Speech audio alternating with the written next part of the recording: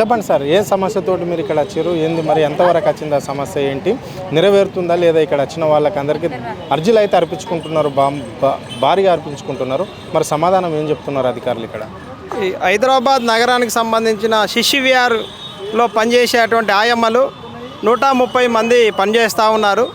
ఈ సంవత్సరం జనవరి నుండి ఇప్పటి వరకు 4 నెలల వేతనాలు కార్మికులకు ఇవ్వలేదు. ఇచ్చే వేతనం చాలా తక్కువ, అది కూడా నెల ఇచ్చే బదులు ఇప్పుడు 4 నెలలు అయినా ఇవ్వట్లేదని చెప్పేసి కలెక్టర్ గారికి వినతి పత్రం ఇచ్చాం, DWO గారికి ఇచ్చాం, ఇప్పుడు ఈ సీఎం క్యాంప్ ఆఫీస్లో కూడా ఇచ్చాం. కానీ వాళ్ళు బడ్జెట్ లేదు అంటున్నారు. 4 నెలల నుంచి బడ్జెట్ లేకపోతే ఎట్లా బతకాలి? ఆయమ్మల ఇంటి కిరాయిలు కట్టలేక, పిల్లల ఫీజులు కట్టలేక ఇబ్బంది పడుతున్నారు. ఇంటి యజమానులు ఖాళీ చేయిస్తున్నారని మేము ఆఫీసర్లకు చెప్తే బడ్జెట్ లేదండి మేము చూస్తాము అని చెప్తున్నారు. ఇక్కడ సీఎం క్యాంప్ ఆఫీస్లో ఇచ్చినా కూడా సమస్య పరిష్కారం అవుతుంది అనేటువంటి ఆశాభావం అయితే ఇక్కడ వచ్చిన వాళ్ళకి ఎవరికైతే లేదు.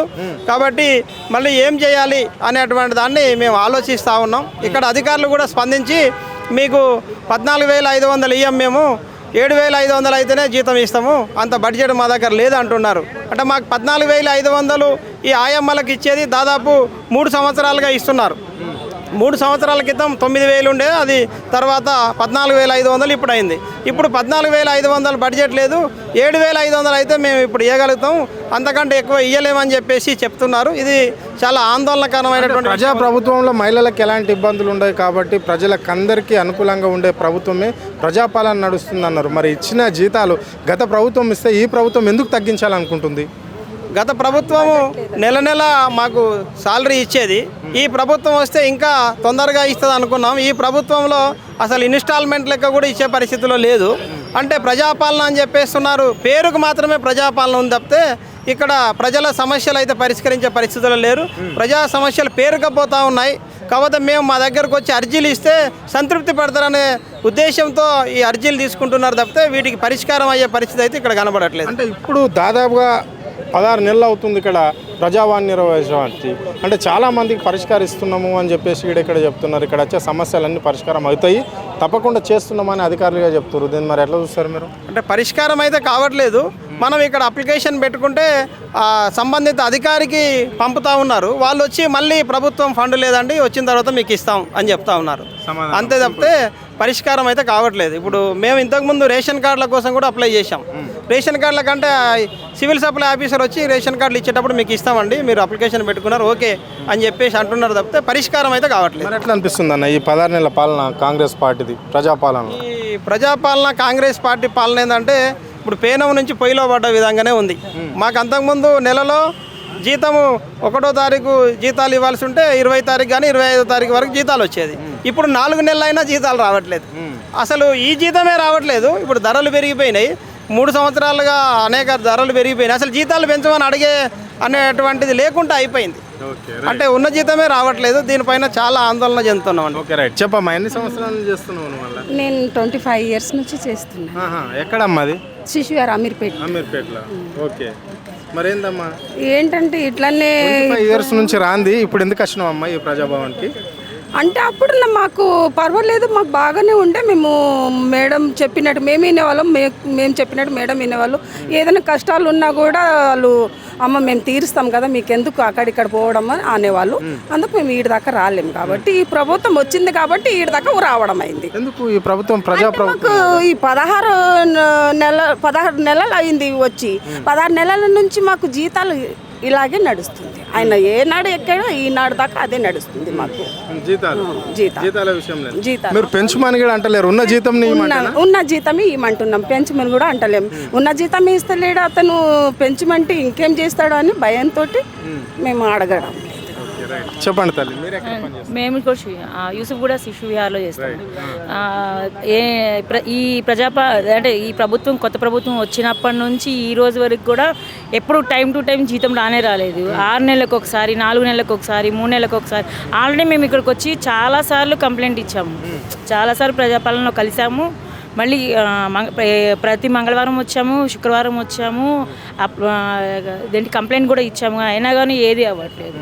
మాకు కొత్త జీతం లేదు అసలు. మాకు అయితే ఎట్లా అంటే కనీసం మేము ఏమంటారు వాళ్ళు అంగన్వాడీ వాళ్ళకంటే కూడా బిత్తి రోళ్ళని చేసేస్తున్నారు మమ్మల్ని.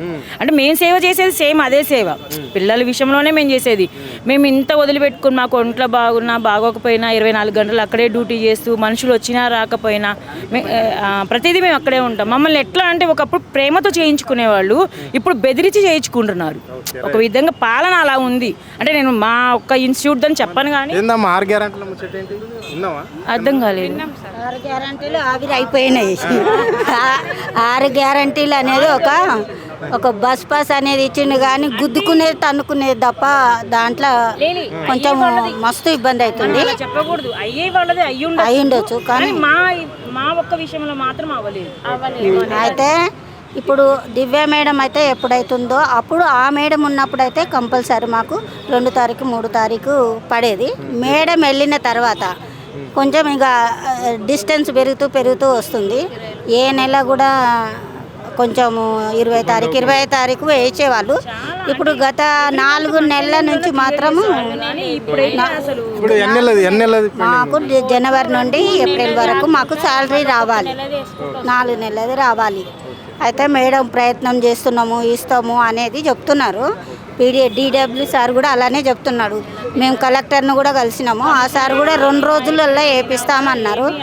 కానీ ఇగో రికార్డు ఓనర్ ఏం చేస్తుండు, ఆఫీస్లో 60% అనేది సింగిల్ పేరెంట్ ఉన్నారు, 40% అనేది అంటే అందరూ ఒకళ్ళ మీద ఒకళ్ళు డిపెండ్ అయ్యేది ఏమీ లేదు. అంటే ఎవరైనా సంపాదించుకోవాలి, వాళ్ళే తినాలి అనేది ఉంది.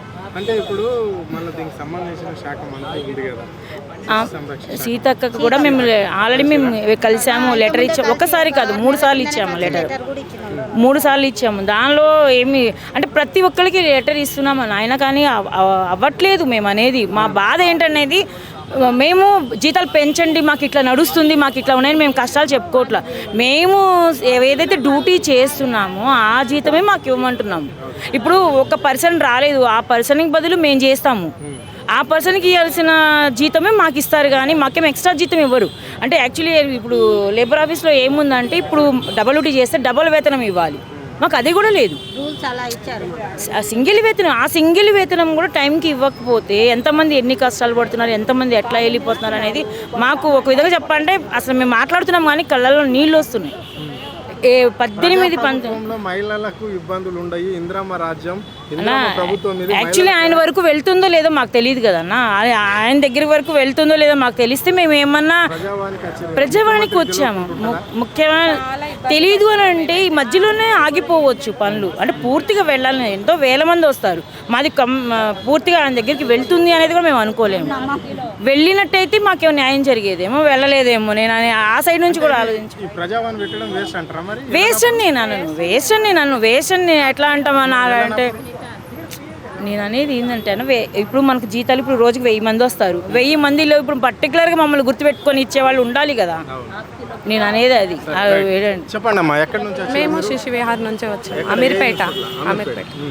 అక్కడి నుంచి వచ్చినాం. 6 సంవత్సరాల నుంచి డ్యూటీ చేస్తున్నాం. మేము వచ్చినప్పుడు 9000 జీతం ఉండే, ఇప్పుడు మాకు ఈఎస్ఐ పిఎఫ్ బోను 12500 వస్తుంది, 14500 జీతం అని. ఇప్పుడు ఏమంటున్నారు 7500 మీ జీతం అట్లయితే ఇస్తామని 5 నెలల నుంచి అంటున్నారు. ఈ 16 నెలల నుంచి అయితే మాకు కరెక్ట్గా జీతం వచ్చింది అయితే లేదు అసలు. కాంగ్రెస్ పార్టీ వచ్చినాక జీతం అయితే కరెక్ట్ రాలేదు. ఎవరికి ముందు అయితే ప్రతి నెల 20 తారీఖు నెలాఖరు కల్లో, లేకపోతే ఈ నెల లేకపోతే 2 నెలలే కలిపో ఏదో ఒకటి వేసేటోళ్ళు మాకు జీతాలు. అసలు ఎంత ఇబ్బంది అవుతుందంటే ఇక్కడ హస్బెండ్ లేని వాళ్ళు, హస్బెండ్ చనిపోయిన వాళ్ళు, వదిలేసిన వాళ్ళే చాలామంది ఉన్నారు. మేము చాలామంది వర్కర్స్ ఉన్నాం సింగిల్గా. హస్బెండ్ ఉన్న వాళ్ళకి కొంచెం నడుస్తుంది కానీ మాకైతే అసలు ఏమీ నడవట్లేదు. చాలా ఇబ్బందులు పడుతున్నారు, ఏడుతున్నారు, ఇల్లు ఖాళీ చేయమంటున్నారు, రోడ్ల మీదకి వెళ్తున్నారు, ఇంట్లో తినడానికి కూడా ఇబ్బంది పడుతున్నారు. అంత కష్టంగా స్కూల్ ఫీజులు కట్టడానికి, ఎగ్జామ్స్ రాయనిత్తలేదు పిల్లలకి, చాలా ఇబ్బందులు పడుతున్నారు అందరూ. జీతాలు అయితే రావట్లేదు. మా జీతాలు మాకు ఇస్తే చాలు నెల నెల అనేసి మేము అంటున్నాం. అన్ని చోట్లకి తిరుగుతున్నాం ఇప్పుడు, కానీ ఎక్కడ జీతం అయితే రావట్లేదు. 6 గ్యారంటీలు అంటే మాత్రం ఇక బస్ పాస్ అయితే వచ్చింది, కానీ ఆ బస్సుల్లో అయితే ఆర్టీసీ డ్రైవర్లు కానీ కండక్టర్లు కానీ ఎంత చీప్గా మాట్లాడుతున్నారంటే ముండలు వరెస్ట్ లాంగ్వేజ్ యూజ్ చేస్తున్నారు. ఎందుకంటే మేము అవరికి ముందు బస్ పాస్ తీసుకొని వెళ్ళేటోళ్ళం, కానీ ఇప్పుడు మాత్రం ఫ్రీగా వెళ్తున్నాం రేవంత్ రెడ్డి సార్ పెట్టిన కాంచి. కానీ పెట్టారు సార్ మంచిదేనేమో, కానీ వాళ్ళైతే నోటికి వచ్చిన బూతులల్లో మాట్లాడతారు. వేస్ట్ కొత్తారు, అడ్డమైన మొహాలు, బస్సులు ఎక్కుతారు, ఎట్లా పడితే అట్లా మాట్లాడుతున్నారు, నోటికి వచ్చినట్టు అలా తిడుతున్నారు. అసలు చాలా ఫేస్ చేస్తున్నాము. గ్యాస్ విషయంలో మాకు గ్యాస్ అయితే ఏం రాలేదు, ఇంటిది అయితే 3-4 సార్లు పెట్టినాం, అది రాలేదు. మాకు రేషన్ కార్డు అయితే ఆల్రెడీ ఉంది, కరెంట్ బిల్ ఒకటి మాకు వచ్చింది, కానీ ఇళ్ళది అయితే రాలేదు. కానీ ఇల్లు ఉన్న వాళ్ళకే ఇల్లు వస్తున్నాయి. అసలు ఏది లేదు, 22,500 లేదు, ఏమీ లేదు. ఆడవాళ్ళకి అన్నీ చేస్తామన్నారు, కానీ ఆడవాళ్ళు అయితే జీతాలే రావట్లేదు. చాలా కష్టపడుతున్నాం మేమైతే. ఇల్లు కూడా ఉన్నోళ్ళకే ఇల్లు ఇస్తున్నారు, కానీ ఇల్లు కూడా ఇస్తలేరు. మేమైతే ఇంటి కిరాయి కూడా కట్టుకోలేని పొజిషన్లో ఉన్నాం డ్యూటీలు చేస్తూ. మా దగ్గర చిన్న చిన్న పిల్లలు వస్తారు, అంత కష్టం. 24 hours ఎమర్జెన్సీ సర్వీస్ అయినా మేము డ్యూటీలు చేస్తాం.